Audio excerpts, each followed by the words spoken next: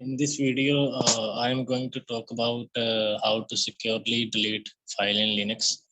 So this is my Kali Linux machine, and I have created some files here in the name of Tarun and Tarun1.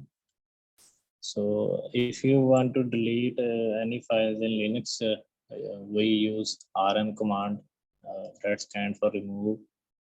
So if you want to remove any file, you can use the syntax rm space -r and then the file name. But it doesn't overwrite the file in your hard drive. So Linux has a command named shred. So shred is the command that will help you to overwrite the files. So these are the syntax or options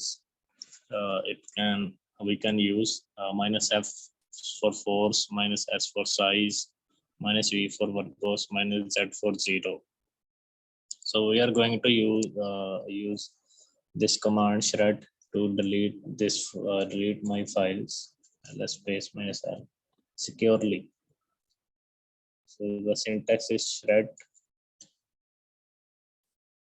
and then we have to specify -u and -z that I've already told. -z add a final override with 0 to hide shredding, and -u deallocate and remove file after override. So I will delete this file.